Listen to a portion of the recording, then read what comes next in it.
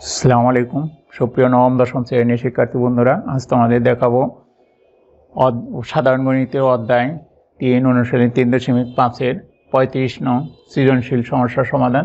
35 নম্বরে আছে বনভোজনে যাওয়ার জন্য একটি বাস 2400 টাকায় ভাড়া করা হলো এবং শর্ত হলো প্রত্যেক যাত্রী সমান ভাড়া বহন করবে।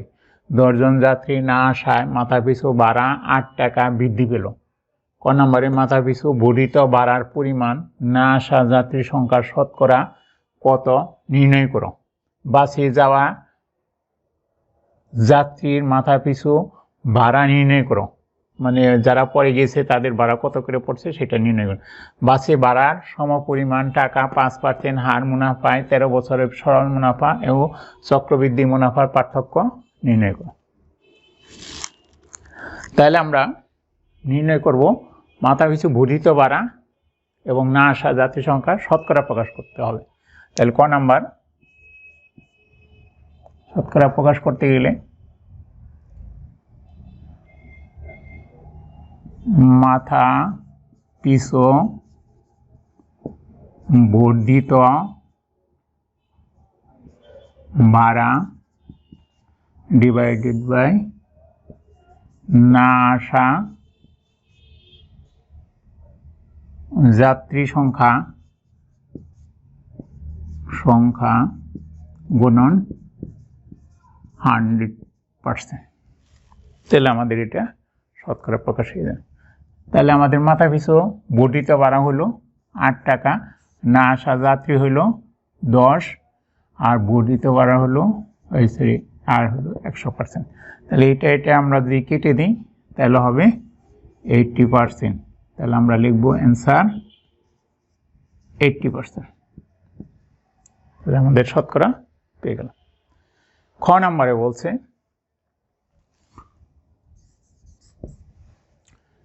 বাসে যাওয়া যাত্রীর মাথা পিছু ভাড়া নির্ণয় করো। ধরি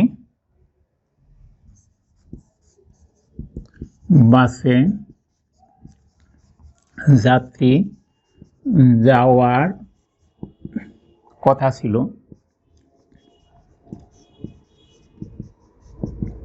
একজনের,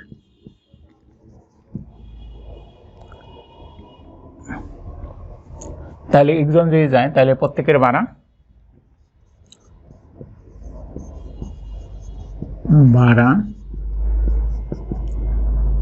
2400 ডিভাইডেড বাই x। তাহলে প্রত্যেকের এত টাকা করে ভাড়া দিতে হতো। কিন্তু 10 জন যাত্রী না আসায় 10 জন না আসায় যাত্রী সংখ্যা সমান x - 10। তখন প্রত্যেকের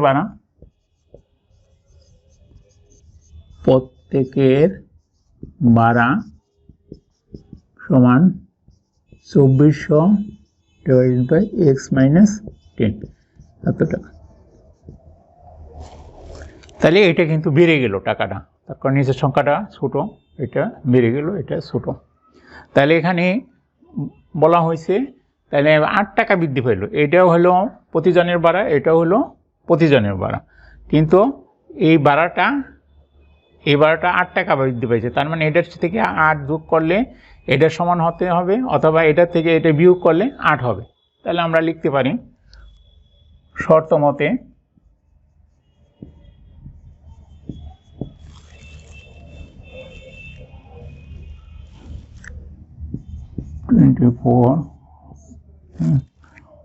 x - 10 - 2400 by x equal two 8। আমরা এটা এভাবে লিখতে পারি, বা 8 দিয়ে যদি আমরা ভাগ করে দিই তাহলে 300 divided by x - 10 minus 300 divided by x equal to 1। তাহলে আমরা এখানে লিখে এটা যদি আমরা লসাগু করি তাহলে x ইন্টু x - 10 এখানে হবে একটু গুণ করলে 300x minus 300x minus plus 3000 equal to 1 তাহলে এটা আমাদের কাটা যাচ্ছে তাহলে আমরা লিখতে পারি বা x square minus 10x equal to 3000 বা x square minus 10x minus 3000 equal to 0 বা x স্কয়ার এটা না আমাদের উৎপাদক করতে হবে মিডল টার্ম তাহলে 50 আর 60 minus 60x plus 50x minus 3000 equal to 0 বা x কমন নিলে x minus 60 plus 50 কমন নিলে x minus 60 equal to 0 বা x minus 60 into x plus 50 equal to 0 তাহলে আমাদের এখানে দুইটা রাশির গুণফল শূন্য হয়েছে এখানে দেখা যায় যে এটা যদি শূন্য হয় তাহলে এটা মাইনাস হয়ে যায় তাহলে যেহেতু যাত্রী সংখ্যা ঋণাত্মক হতে পারে না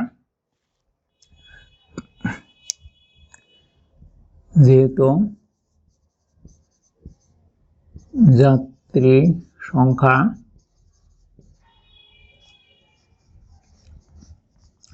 ঋণাত্মক হতে পারে না সুতরাং x plus 50 is not equal to 0 তাহলে এটা 0 হবে না তাই x minus 60 equal to 0 সুতরাং x equal to 60 তাহলে এতজন যাত্রী যাওয়ার কথা ছিল তাহলে আমাদের বলছে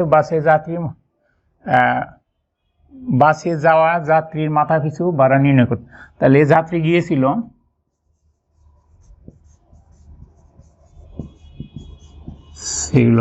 সমান 60 minus 10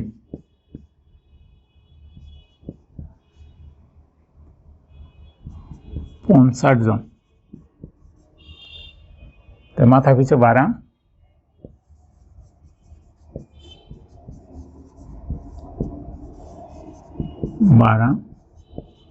2400 divided by 50 শূন্য কাটলে 48 টাকা বা 48 টাকা তাহলে আমরা এখানে লিখে দিই অ্যান্সার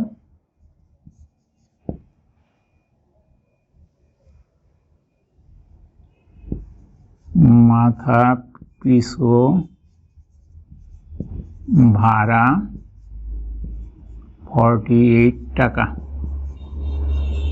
তো এটা হলো আমাদের খ নম্বরের উত্তর এখন আমরা নির্ণয় করব গ নম্বর বলছি বাস ভাড়ার সমপরিমাণ টাকা 5% হার মুনাফায় 13 বছরের সরল মুনাফা এবং চক্রবৃদ্ধি মুনাফার পার্থক্য নির্ণয় করতে হবে তাহলে মূলধন সমান 2400 টাকা যেহেতু বাস ভাড়া সমপরিমাণ টাকা মূলধন এখানে আমরা বলতে পারি মূলধন P ইকুয়াল টু এত টাকা আমরা ধরে নিলাম আমরা জানি সরল মুনাফা I ইকুয়াল টু PNR এখানে P সমান 2400 টাকা N সমান 13 বছর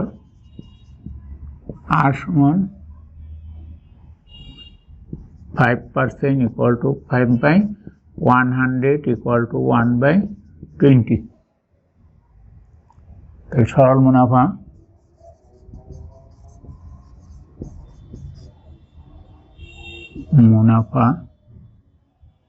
I সমান 2400 গুণন 13 গুণন 1 by 20 0 0 को দিয়ে কাটলে 120 তাহলে এটাকে আমরা যদি গুণ করি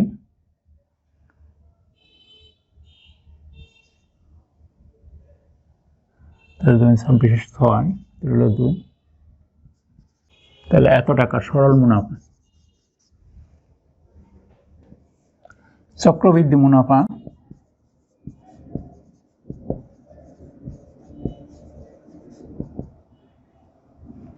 P into 1 plus R whole to the power n minus P।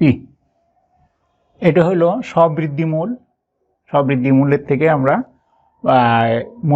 মূলধন বিয়োগ দিলাম, তাহলে আমাদের চক্রবৃদ্ধি মুনাফাটা পাওয়া যাবে। তো এখানে আমরা মান বসিয়ে দিই। তো এই মানগুলিকে আমরা বসাবো 2400 1 plus 1/20 whole to the power 13 minus 2400 whole to 2400। তাহলে এটারে যদি আমরা করি 20 plus 1 divided by 20 13 minus 4 equal to 400 21 divided by 20 whole to the power 13 minus 4। তো এইটা ক্যালকুলেটর দিয়ে গুণ করলে আসবে 452,556।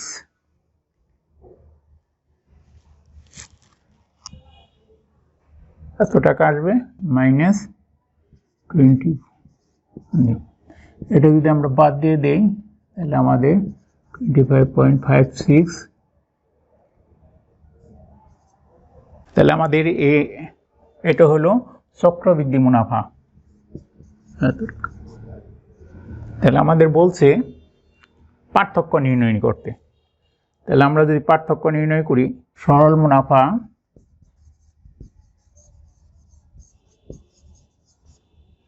ও চক্রবৃদ্ধি মুনাফার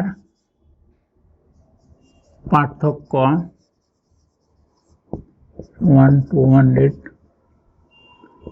25.56 minus 1560 তো টাকা 0.56 আমাদের এত টাকা হয়ে গেল 565 6 হাতের হলে 1 2 6। আমরা অ্যান্সার পার্থক্য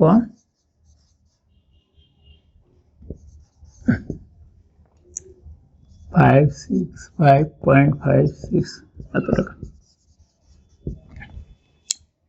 ধন্যবাদ বন্ধুরা, আজকে